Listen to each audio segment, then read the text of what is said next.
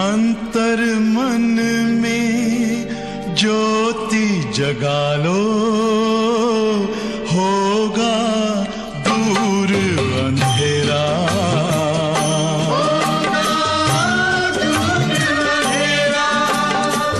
शिव का कर लो ध्यान, आ रहा पावन पुण्य सवेरा।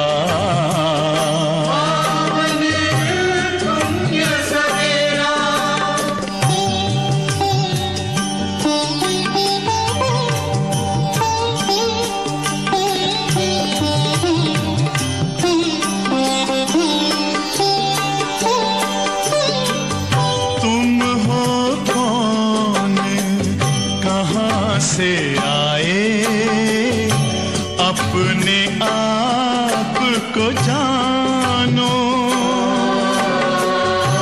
राजयोग के द्वारा अपना परम पिता पहचानो। इसी राजपथ पर चलकर पालो अपना बसेरा।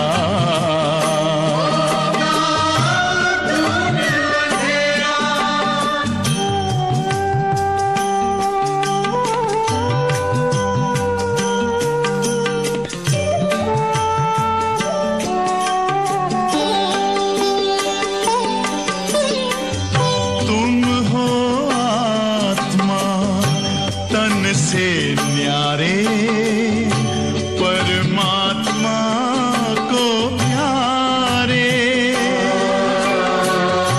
दिव्य गुणों को धारण करके योगी बनो दुलारे। ज्योति बिंदु ही तोड़ेगा ये माया का घेरा।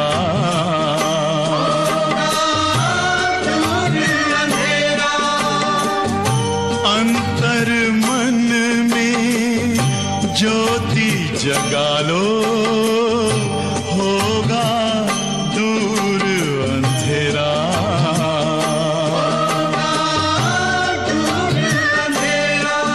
ओम शांति, ओम शांति, ओम शांति।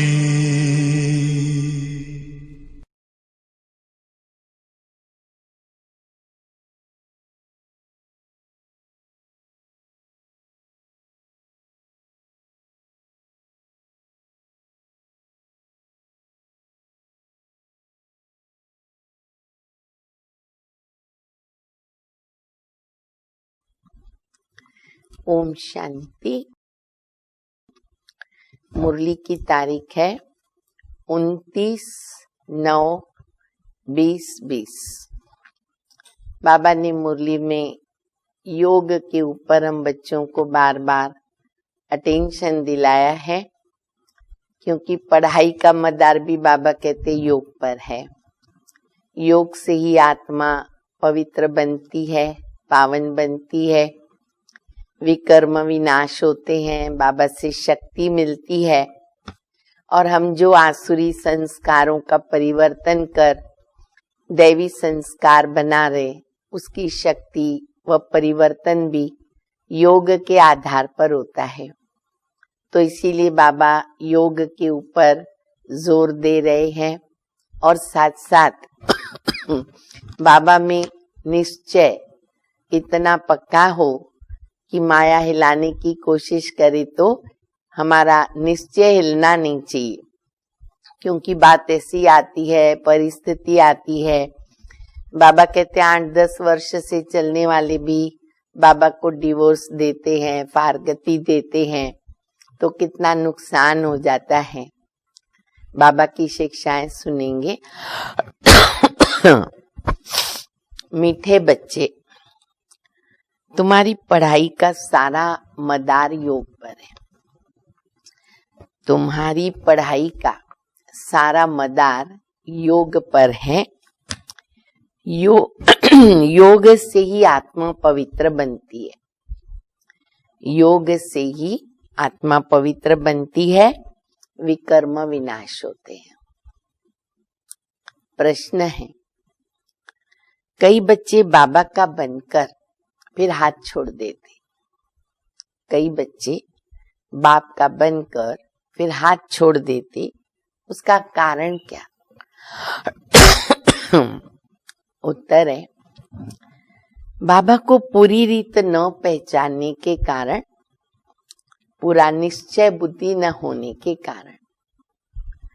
बाप को पूरी रीत न पहचानने के कारण, पूरा निश्चय बुद्धि न होने के कारण 8-10 वर्ष के बाद भी बाप को फारगति दे देते, हाथ छोड़ देते, तो क्या होता है? पद भ्रष्ट हो जाता है। दूसरा भी कारण बाबा बता रहे, क्रिमिनल आई होने से माया की ग्रहचारी बैठ जाती, इसलिए बाबा आंख पर और क्रिमिनल आई पर बहुत हम बच्चों को समझाते हैं। आंखें धोखा देती है, हर एक को आत्मिक दृष्टि से देखो। तो ये जो माया अपनी तरफ खींचती है ना, उसका कारण ये है, क्रिमिनल आई होने से माया की ग्रहचारी बैठ जाती है, अवस्था नीचे ऊपर होती रहती है, तो भी पढ़ाई छूट जाती है। ओम शांति। रूहानी बच्चों प्रति रूहानी बाप समझा रहे हैं। अभी समझते हो कि हम सब रूहानी बेहद के बाबा के बच्चे हैं, और इनको बाप दादा भी कहते, शिव बाबा, ब्रह्मा बाबा, बाप दादा भी कहते। जैसे तुम रूहानी बच्चे हो, हम सब बाबा की आत्माएं, शिव बाबा की आत्माएं बच्चे हैं, वैसे ब्रह्मा भी रूहानी बच्चा है शिव बाबा का। बाबा कितने वृद्ध है, अनुभवी, शरीर वृद्ध है, आत्मा शिव बाबा का बच्चा है। शिव बाबा को रथ तो जरूर चाहिए ना, इसीलिए जैसे तुम आत्माओं को आर्गन्स मिले हुए हैं कर्म करने के लिए, वैसे शिव बाबा को भी ये रथ है। आत्मा कर्म इंद्रियों से कर्म करती, शिव बाबा ने भी ये रथ लिया, क्योंकि ये कर्म क्षेत्र है, जहां कर्म तो करना होता है। वह है घर, कहाँ? परम धाम, शांति धाम। वो है घर, वहां पर आत्माएं रहती है, वहां शरीर नहीं है, कर्म नहीं है, आत्माएं रहती है। आत्मा ने जाना कि हमारा घर शांति धाम है। वहां पर ये खेल नहीं होता। जो नाटक है 5000 वर्ष का, वो चलता है स्थूल वतन में, जहां आत्माएं शरीर लेती हैं और पार्ट प्ले करती हैं। परम धाम में कोई खेल नहीं, जड़ की तरह आत्मा स्टार जैसे आसमान में खड़े हैं, ऐसे आत्मा वहां पर रहती है। बत्तियां आदि कुछ नहीं होती, सिर्फ आत्माएं रहती है। यहाँ आती है पार्ट बजाने। तुम्हारी बुद्धि में है कि ये बेहद का ड्रामा है। जो एक्टर्स हैं, उन्हों की एक्ट शुरू से लेकर अंत तक तुम बच्चे नंबरवार पुरुषार्थ अनुसार जानते। बाबा ने तो पूरा ही ज्ञान दे दिया ना, हर एक्टर का पार्ट कैसे है, क्या है, सब कुछ बाबा ने बता दिया। यहाँ कोई साधु संत आदि तो नहीं समझाते हैं। यहाँ पर हम बच्चे बेहद के बाबा के पास बैठे हैं। किसके पास बैठे हैं? बेहद के बाबा के पास। और अब हमको वापिस जाना है, तो पवित्र तो जरूर बनना है आत्मा को। अब ऐसे नहीं कि शरीर भी यहाँ पवित्र बनना है, नहीं, आत्मा पवित्र बनती है। शरीर तो विकार से पैदा हुआ, तमो प्रधान है, पर बाबा कहते हैं इस शरीर में रहकर जो आत्मा पतित बन चुकी है उसको बाबा की याद में पावन बनाना है। शरीर तो पवित्र तब बने जब तत्व तमो प्रधान से सतो प्रधान बने। अभी तत्व ही तमो प्रधान है, शरीर है 5 तत्वों का, तो कहाँ से पवित्र शरीर मिल सकता। तत्व सतो प्रधान बन जाएंगे, ऑटोमेटिकली शरीर भी आत्मा को सतो प्रधान मिलेगा। अब तुम्हारी आत्मा पुरुषार्थ करके पावन बन रही है, और वहां सतयुग में आत्मा और शरीर दोनों भी पवित्र होते हैं। यहाँ तो नहीं हो सकते। आत्मा पवित्र बन जाती है तो फिर पुराना शरीर छोड़ देती है, फिर वो अपवित्र शरीर में रह नहीं सकती, क्योंकि ये कायदा नहीं है। फिर नए तत्वों से नए शरीर बनते हैं। तुम जानते हो हमारी आत्मा बेहद के बाबा को याद करती है वा नहीं करती है? बाबा प्रश्न पूछ रहे हैं। ये तो हर एक अपने आप से पूछो। हर एक अपने आप को जानता है ना कि हम बाबा को कितना याद कर रहे हैं। पढ़ाई का भी सारा मदार है योग पर, क्योंकि धारणा होनी चाहिए, योग बिना नहीं हो सकती। पढ़ाई तो सहज है, समझ गए कि ये चक्र कैसे फिरता है, पर मुख्य है याद की यात्रा, और ये अंदर गुप्त है। हमारी याद जो है वो गुप्त है, देखने में थोड़ी आती। हम योग में बैठे, भले गीत बज रहे हो, लाल लाइट हो या न हो, हम बाबा को याद कर रहे मन से, वो कहाँ दिखता है? वो तो गुप्त है। बाबा नहीं कह सकते कि ये बहुत याद करता है या कम याद करता है। बाबा कहते खुद के अंतर्यामी तुम खुद बच्चे हो, देखो कितना याद करते हैं। हम कैसे कहेंगे? हाँ, ज्ञान के लिए बता सकते हैं कि ये ज्ञान में बहुत तीखा है। क्यों, कैसे? क्योंकि ज्ञान सुनाएगा, मुख से बोलेगा तो सुनने को मिलेगा, तो समझेगा। भाई इन्होंने बहुत अच्छा समझाया, ये समझाने में बहुत होशियार हैं, इनका ढंग बड़ा अच्छा है। योग से तो पता नहीं चलता, योग तो हम अंदर ही अंदर करते हैं। तो बाबा कहते कि ज्ञान का तो फिर भी समझ सकते कि ज्ञान में बहुत तीखा है। याद का कुछ देखने में तो आता नहीं है। ज्ञान तो मुख से बोला जाता है ना, और याद क्या है? अजपा जाप। देखो बाबा का इंटरेस्ट सारा बता रहे हैं। याद है अजपा जाप। जाप अक्षर जो है ना वो भक्ति मार्ग का है। राम राम जपते हैं, मालाएं जपते हैं। बाबा कहते मैंने जो तुमको याद की यात्रा सिखाई है वो है अजपा जाप। जाप माना कोई नाम नहीं जपना है, शिव शिव शिव शिव, शिव बाबा नहीं, नाम नहीं जपना है। यहाँ तो आत्मा को अपने बाबा को याद करना है। बच्चे कैसे बाबा को याद करते? माता पिता को याद करते, पत्नी पति को, पति पत्नी को, सब कुछ एक दो को याद करते। तो हमको भी बाबा को याद करना है। तुम जानते हो हम बाबा को याद करते करते पवित्र बनते बनते कहाँ चले जाएंगे? मुक्ति धाम, शांति धाम। बस याद करते रहे, आगे बढ़ते जाएं, याद करते रहे, आगे बढ़ते जाएं, घर आ जाएगा। ऐसे नहीं कि ड्रामा से ही हम मुक्त हो जाए। कई चाहते हैं ड्रामा से मुक्त हो जाए, जन्म मरण के चक्कर से मुक्त हो जाए। बाबा ने अभी थोड़ा पहले बताया ना कि मुझे ही मोक्ष नहीं मिलता तो तुमको कैसे मिलेगा?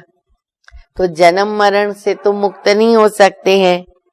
बाबा कहते मैं मुक्ति देता हूं, इसका मतलब क्या? मुक्ति, जीवन मुक्ति। तो बाबा कहते मुक्ति का अर्थ है दुख से मुक्त करना। वैसे भी दुनिया में देखेंगे, अगर सुख है, शांति है, खुशी है, तो लोग मरना नहीं चाहेंगे, कंटाला नहीं आएगा। और सुख की घड़ियां बीतती भी जल्दी है, लेकिन थोड़ी भी घड़ी दुख की आ गई तो फिर कंटाला आता है, फिर अशांति पैदा होती है, फिर जीने की दिल नहीं करती है। तो बाबा कहते हैं कि मैं मुक्त करता हूं बच्चों को दुख से।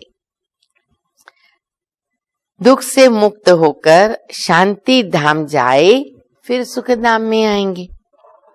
पवित्र जो बनते हैं वो सुख भोगते हैं, वो तो सतयुग में भी जाएंगे। अपवित्र मनुष्य उन्हों की खिदमत करते। नियम है ये। क्या नियम है? पवित्रता के आगे अपवित्रता झुकती है, ये नियम है। तो बाबा कहते हैं कि फिर वो जो अपवित्र आत्माएं हैं, वो पवित्र आत्माओं की गायन, पूजन, खिदमत करते हैं। पवित्र की महिमा है और मेहनत इसी में। इसीलिए तो कहते हैं ना, कुमारी होती है तो देखो उसका गायन पूजन रहता है, उसका पाँव भी पड़ते हैं। शादी कर लेती है, उसको सबके पाँव पड़ने पड़ते हैं। तो पवित्रता बहुत महान चीज है। आंखें बड़ा धोखा देती है, गिर पड़ते हैं। हमेशा बाबा बताते आंखों को सिविलाइज्ड बनाओ। नीचे ऊपर तो सबको होना पड़ता है भाई, बातें तो आएंगी ना, क्योंकि हमारे पुराने संस्कार प्लस हमारे हिसाब किताब, तो बातें तो सामने आएगी। फाइट करना होगा, सहन करना होगा, सामना करना होगा। तो नीचे ऊपर तो सबको होना पड़ता है। ग्रहचारी सबको लगती है। परीक्षा आती है, माया ऐसी लाती है, ग्रहचारी बैठ जाती है। पर अगर हमारा योग बराबर होगा ना, वो ग्रहचारी फिर उतर जाती है। भल बाबा कहते हैं बच्चे भी समझा सकते हैं। फिर कहते हैं कि माता गुरु चाहिए, क्योंकि अब माता गुरु का सिस्टम चलता है। बच्चे माना भाई लोग पांडव, वो भी बहुत अच्छा समझाते हैं, पर बाबा ने क्या किया, फिर भी कलश माताओं को दिया। बहुत सोच समझ के दिया है, क्योंकि माताओं का फिर भी रिस्पेक्ट रहता है, कार्य जल्दी हो जाता है, सफल होता है। उनकी सुनते हैं। भाई लोग आपस में 1 सेकंड में झगड़ा करना शुरू कर देते। तो बहुत अच्छी तरह बाबा ने ये ड्रामा में एक युक्ति रची कि माताओं के ऊपर कलश रखा। तो ये सिस्टम चलता है। आगे पिताओं का था, साधु संत गुरु महात्मा। पहले तो पुरुष लोग ही बनते थे, अभी तो माताएं भी बनती है। अभी पहले कलश माताओं को मिलता है। माताएं मेजॉरिटी है। कुमारियां राखी बांधती है किसके लिए? पवित्रता के लिए।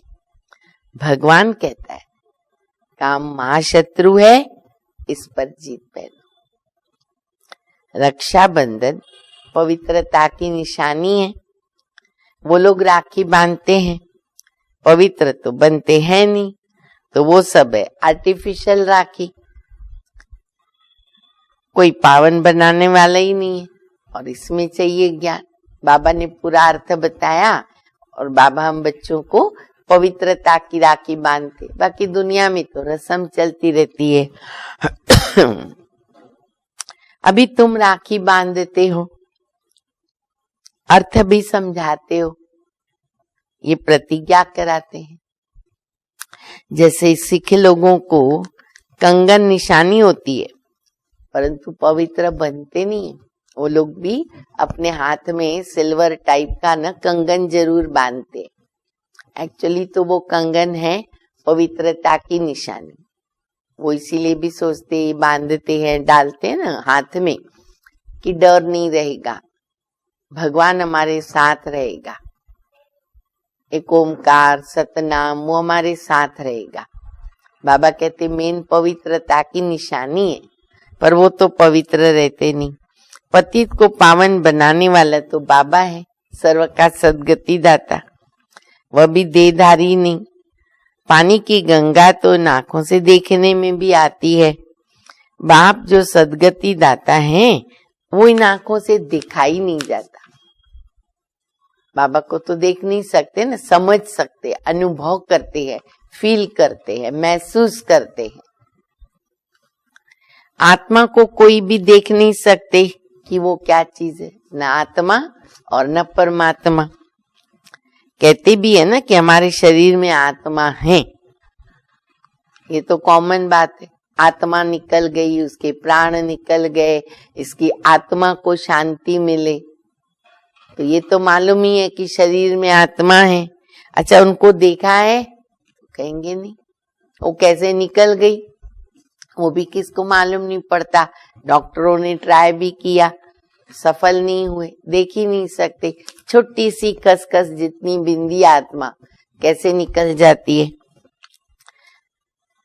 तो बाबा कहते दिखाई देती नहीं, और सब चीजें जिनका नाम है ना वो जरूर देखने में आती है। आत्मा का भी नाम है, कहते भी हैं, कहावत है मुरली की, भ्रकुटी के बीच चमकता है अजब सितारा, परंतु देखने में नहीं आती। परमात्मा को भी याद करते हैं लेकिन देखने में तो नहीं आते ना। हाँ, लक्ष्मी नारायण को देखा जाता है नाकों से, बाकी सब चीज देख सकते हैं। आत्मा और परमात्मा उनको समझा जाएगा। लिंग की भल पूजा करते हैं परंतु वो कोई यथार्थ रीति तो नहीं है ना। चलो ज्योतिर्लिंगम बना दिया, पूजा करते हैं, मालूम या तो कुछ है नहीं, देखते हुए भी तो नहीं जानते हैं कि परमात्मा क्या है। ये कोई नहीं जान सकता है। आत्मा तो बहुत ही छोटी बिंदी है। छोटी माना सोचो ना, खसखस कितनी बारीक होती है, देखने में नहीं आती है। न आत्मा को और न परमात्मा को देखा जा सकता है। हाँ, जाना जा सकता है, जान सकते, समझ सकते। अब तुम जानते हो कि हमारा बाबा आया हुआ है इनमें। इनमें माना किसमें? ब्रह्मा बाबा में हमारा बाबा आया हुआ है। इस शरीर की अपनी आत्मा है। किस शरीर की? ब्रह्मा बाबा के शरीर की अपनी आत्मा है। फिर परमपिता परमात्मा कहते मैं इनके रथ में विराजमान हूँ। शिव बाबा भी आके, बाबा कई बार कहते ना, इनकी आत्मा के बाजू में आके मैं बैठ जाता हूँ। तो एक आत्मा और एक शरीर के अंदर प्रवेश होते हैं परमात्मा। तो दोनों मिलकर के कौन हो गए? बाप दादा। अब दादा को तो इन आंखों से देखते हो, ब्रह्मा बाबा तो दिखाई देते, बाप को नहीं देखते हो। जानते हो कि बाबा ज्ञान का सागर है, वह इस शरीर के द्वारा हमको ज्ञान सुना रहे हैं। वह ज्ञान का सागर पतित पावन है, निराकार। भला रास्ता कैसे बतावे, कैसे बाबा ज्ञान देवे? प्रेरणा से तो काम नहीं होगा, कितना सब मेहनत करनी पड़ती बाबा को। आज विचार करो, 84 इयर्स हो गए बाबा को धरती पर, भारत में आकर कितनी मेहनत कर रहे बाबा बच्चों पर। प्रेरणा से कैसे काम ले सकते हैं? भगवान आते हैं ये भी किसको पता नहीं। शिव जयंती भी मनाते हैं तो जरूर यहाँ आता होगा ना। जयंती किसकी मनाते? जो आकर के अच्छा कार्य करके गए उनकी तो जयंती मनाएंगे ना। तो शिव जयंती मनाई माना वो कभी तो आएगा। तुम जानती हो कि वो हमको अभी पढ़ा रहा है। बाबा इनमें आकर के पढ़ाते हैं ब्रह्मा में। बाप को पूरी रीत न पहचानने के कारण, निश्चय बुद्धि न होने के कारण 8-10 वर्ष के बाद भी बाबा को फारगती दे देते। माया बिल्कुल अंधा बना देती है, ज्ञान का तीसरा नेत्र बंद कर देती, अंधा बना देती है। बाबा का बनकर और फिर बाबा को छोड़ दिया, बाबा का हाथ छोड़ दिया, पद भ्रष्ट हो जाता। मना अपनी तकदीर को लकीर लगा देते। अब तुम बच्चों को बाबा का परिचय मिला है तो औरों को भी देना है। ऋषि मुनि आदि तो सब क्या बोल के गए, नेति नेति। आगे तुम भी नहीं जानते थे, अभी तुम कहेंगे कि हाँ हम जानते हैं, अभी हम आस्तिक हो गए। बाबा ने हमको नास्तिक से आस्तिक बना दिया। ये सृष्टि का चक्र कैसे फिरता है ये तुम जानते हो। सारी दुनिया और तुम खुद इस पढ़ाई के पहले कौन थे, नास्तिक। दुनिया समझती ब्रह्मा कुमार कुमारियां नास्तिक है क्योंकि वो पूजा नहीं करते हैं, और ब्रह्मा कुमार कुमारियां समझती दुनिया नास्तिक है। क्यों? बाबा को जानती नहीं, न आत्मा न परमात्मा न सृष्टि चक्र। तो बाबा ने हमको नास्तिक से आस्तिक बनाया। तो बाबा कहते तुम और दुनिया वाले पहले कोई भी आस्तिक नहीं थे। अभी बाबा ने समझाया तो तुम कहते हो कि परम पिता परमात्मा हमको बाप ने आकर के समझाया, आस्तिक बनाया। हम रचता रचना के आदि मध्य अंत को नहीं जानते थे। बाप है रचता, बाप संगम पर आकर नई दुनिया की स्थापना करते हैं और पुरानी दुनिया का विनाश भी करते हैं। पुरानी दुनिया के विनाश के लिए प्रूफ या बहुत बड़ी मदद जो मिलती है वो क्या है, ड्रामा में नूंदा हुआ। बाबा कहते वो है महाभारत की महाभारी लड़ाई, जिनसे विनाश करना इजी हो जाता। बाकी तो है नेचुरल कैलेमिटीज, सिविल वार, पर मुख्य है महाभारत की लड़ाई, जिसके लिए समझते हैं कि उस समय कृष्ण था। अब तुम समझते हो निराकार बाप था, उनको देखा नहीं जाता, इसलिए तो जल्दी निश्चय नहीं बैठता है ना कि भगवान आया है, भगवान हमको पढ़ा रहे हैं। कृष्ण का तो चित्र है, देखा जाता है। शिव को तो देख नहीं सकते हैं। कृष्ण तो सतयुग का प्रिंस है। अब वही फीचर्स फिर नहीं हो सकते ना, जो एक जन्म में पहले मिला वो उसी में फिर मिलेंगे। कृष्ण भी कब कैसे आया कोई भी नहीं जानते। कृष्ण को कंस की जेल में दिखाते हैं। अब कंस क्या सतयुग में कंस होता है, वहां तो है ही नहीं असुर। लेकिन ये बेहद का अर्थ बाबा ने बताया कि कैसे, ये देखो जेल है, ये दुनिया क्या है, रावण की जेल है, रहने वाले कौन है, कंस अकासुर बकासुर सब है। और ऐसे में अंत में कैसे श्री कृष्ण का जन्म होता। ऐसे तो बाबा हम बच्चों को बताते, तो सतयुग में तो कोई कंस नहीं होता, ये हो कैसे सकता है। कंस असुर को कहा जाता, और इस समय सारी दुनिया क्या है, आसुरी संप्रदाय। एक दो को मारते काटते, राक्षसों का काम ही क्या है, जरा भी दया नहीं, रहम नहीं, जैसे जानवरों को मारते। ऐसी बुद्धि भ्रष्ट है लोगों की, कैसे काटते हैं लोगों को, मर्डर करते हैं। मर्डर से भी उनको संतुष्टता नहीं होती है, फिर उसे शरीर के टुकड़े करते, क्या क्या करते, कोई कहाँ फेंकते, कोई कहाँ।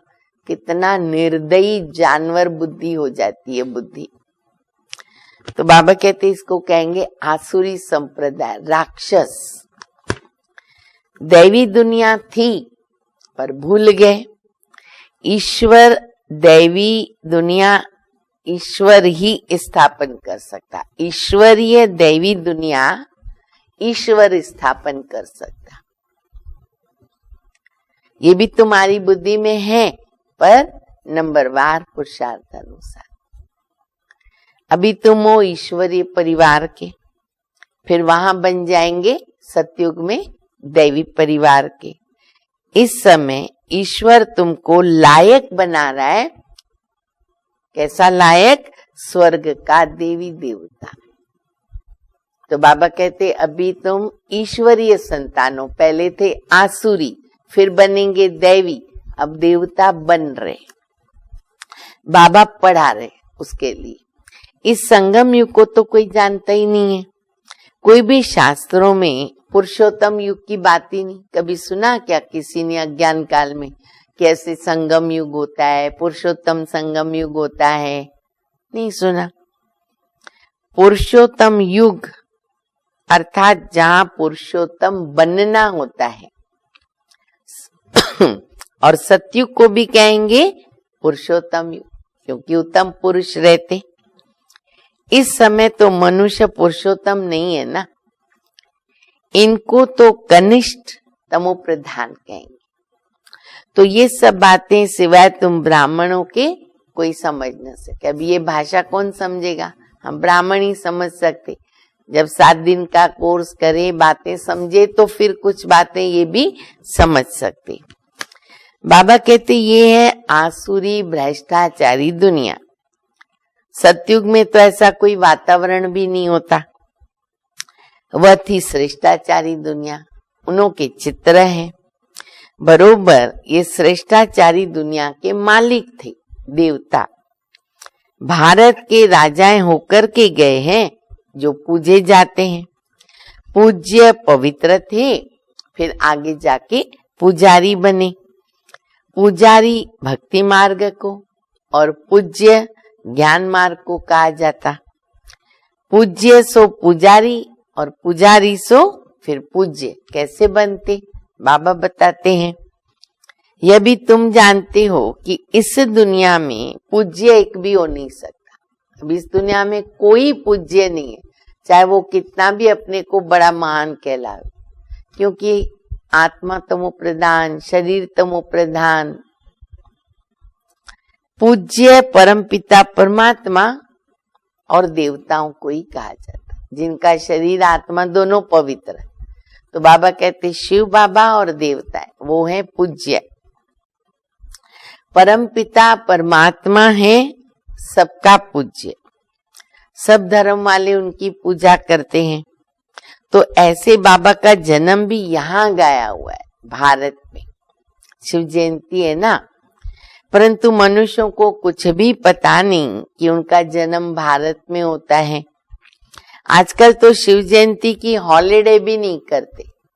देखो बाकी सब कितनी सब हॉलिडेज होती है, लेकिन मुख्य जो शिव जयंती है, हीरे तुल्य जयंती, बाबा कहते वो दिन छुट्टी भी नहीं रखते। देखो अपने बाप की जयंती है, लेकिन उन्हों को पता नहीं है ना कि ये बाबा की जयंती है, हीरे तुल्य जयंती है। एक बार मुझे याद है सभी ने लेटर लिखा था सरकार को साइन करके कि शिव जयंती की हॉलिडे कंपलसरी होनी चाहिए। जयंती मनाओ न मनाओ तुम्हारी मर्जी, ऑफिशियल हॉलिडे नहीं। जो शिव जयंती को नहीं मानते वो अपने काम पे चले जाते, जो मानते वो छुट्टी लेते हैं, लोटी चढ़ाते, मंदिर जाएंगे, उपवास रखेंगे, बाकी अपना काम करते हैं। बहुत धर्म है। अब सतयुग में तो ये बातें नहीं होती है ना, वहां ये वातावरण ही नहीं है। सतयुग है नई दुनिया, एक ही धर्म। वहां ये पता नहीं पड़ता कि हमारे पीछे चंद्रवंशी राज्य होगा। अब सतयुग में कैसे जानेंगे?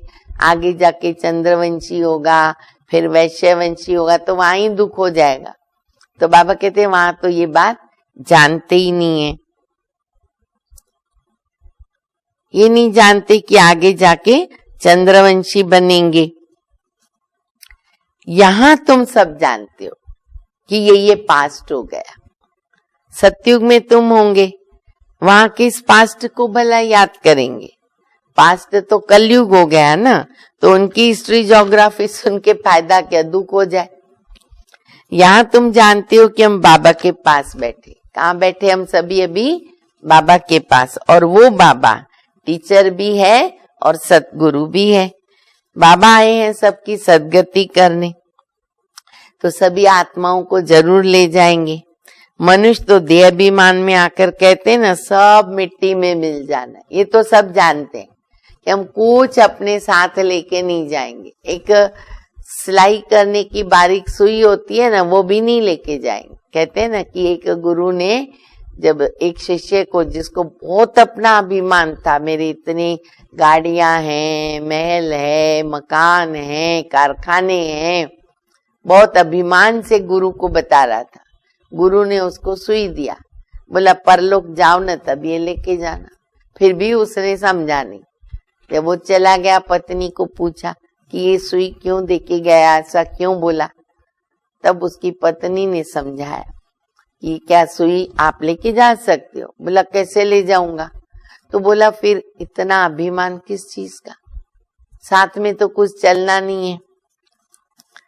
तो बाबा कहते सब खत्म हो जाएगा, ये दुनिया जानती भी है, ये नहीं समझते आत्माएं तो चली जाएगी, बाकी शरीर मिट्टी के बने हुए, पुराना शरीर तो खत्म हो जाता है। हम आत्मा एक शरीर छोड़ दूसरा लेती है। ये इस दुनिया में हमारा अंतिम जन्म है। सब पतित है, सदैव पावन तो कोई नहीं रह सकता। सतो प्रधान, सतो रजो तमो तो होता ही है ना, हर चीज को नई से पुराना बनना पड़ता है। वो लोग कह देते सब है ना ईश्वर के ही रूप है, दुनिया में जो भी सब ईश्वर के रूप है। ईश्वर ने अपने अनेक रूप बना के रखे। क्यों बना के रखे? खेल पाल करने के लिए, मनोरंजन के लिए। हिसाब किताब तो कुछ जानते नहीं, न खेल पाल करने वाले को जानते हैं। तो बाप बैठकर वर्ल्ड की हिस्ट्री, ज्योग्राफी समझाते। खेल में हर एक का पार्ट भी अलग अलग है, सबका पोजीशन अलग है। जो जैसा पोजीशन वाला होता है उसकी वैसी महिमा होती है।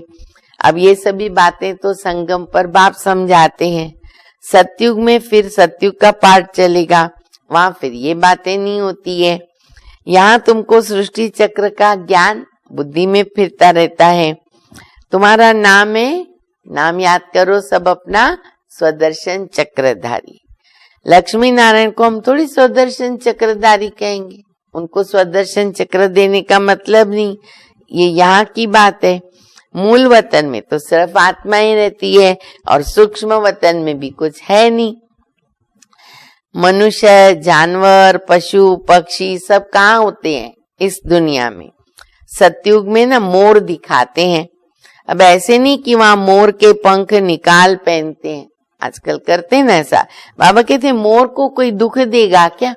ऐसा मोर का पंख काट देंगे, निकाल देंगे, यूज करेंगे? नहीं। ऐसे भी नहीं मोर का गिरा हुआ पंख अपने ताज में लगाएंगे, नहीं। ताज में भी ये झूठी निशानी दे दी, वो इसलिए दी क्योंकि पवित्रता की निशानी है। वहां सब खूबसूरत चीजें होती है, गंदी कोई चीज का नाम ही नहीं रहता। ऐसी कोई चीज नहीं होती है जिसको देख के घृणा आ जावे। यहाँ तो घृणा आती है, वहां तो जानवरों को भी दुख नहीं होता। अरे सतयुग कितना फर्स्ट क्लास होगा। देखो दिल करता है, मुंह में पानी आता है, आज ही चले जावे। नाम है स्वर्ग, हेवन, नई दुनिया।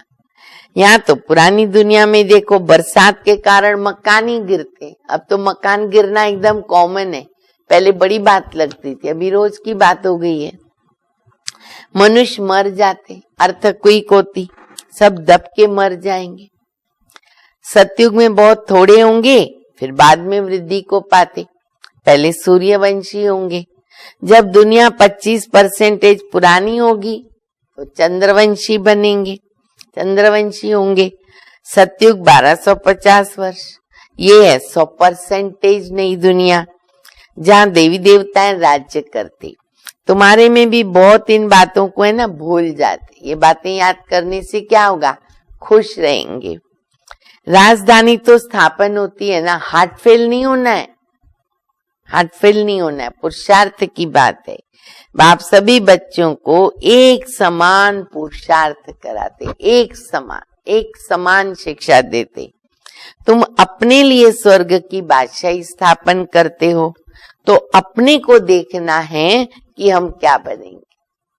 हर एक को अपना पता चलता है, तो अपने को देखना है।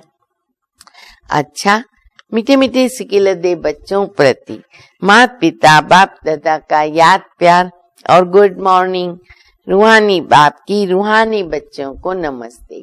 हम रूहानी बच्चों की, रूहानी बाप को, माता पिता बाप दादा को याद प्यार, गुड मॉर्निंग और नमस्ते।